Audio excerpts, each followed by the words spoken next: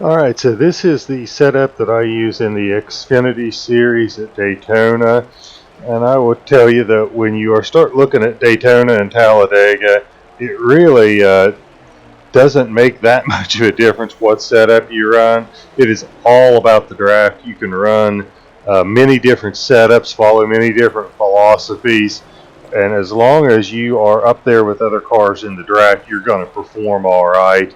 A couple of things that I will talk about with my setup that might be a little bit different or a little bit unique is I don't run the front weight as heavy as a lot of people, just because I feel like that makes the car easier to handle if the front's not as heavy. So that front weight setting there is not as heavy as a lot of people. It's just, not just Daytona, but at most tracks. Other things that are a little bit unique here is I run extremely soft rear springs at Daytona. That's something you don't see springs that soft, I think, at any other track I go to.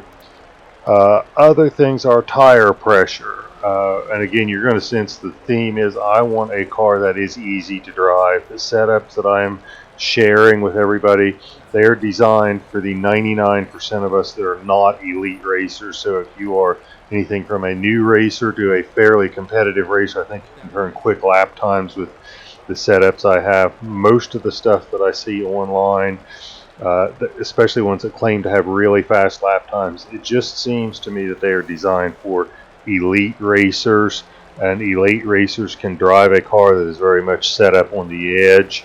I find a lot of those setups just hard to drive for me, but that may be my driving style and my skill level. The other thing is a lot of those setups seem like they burn the tires off really fast, and I try to do setups that are designed to have some rubber left on the tire at the end of a fuel run. Not a whole lot of anything else to talk about here. I run a pretty aggressive grill tape here at 50%. It doesn't seem like it hurts the car very much if you get it heated up. As long as you stay below 260, I think is when you start getting a warning light come on. As long as you stay below that, the more grill tape seems like it does help you in the draft a little bit. The other thing is the wheel lock. That adjusts the sensitivity. A lower number makes a car looser because the wheels are a little bit more responsive when you try to turn it. That is set at 10. It's probably a little more aggressive than I run at a lot of places. This is more preference to whatever you're comfortable running, but that's what I've got set on for Daytona. I typically run 11 or 12 at most speedways. So anyway, those are just a few of the nuances and the setups. Uh, uh, there's not a lot to run in Daytona, so I'm not even going to bother with a practice lap here. I think everybody knows you get in the draft, and in career mode, you want to stay on the bottom.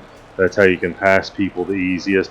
I did do a video in the truck series where I showed better places to pass and places to avoid passing in career mode. Now, if you're online racing, it's completely different. As long as you have a drafting partner, you can go high, go low, you can pass about anywhere in the track if you got the right drafting partner. But anyway, that's the setup. If there are any questions on it, if there are any tracks that you would like to see specific setups for, or me to run practice laps at to demonstrate the line, please leave it in the comments. And if you like and subscribe to the channel, it would be a huge help to me and greatly appreciated. And thank you all for watching.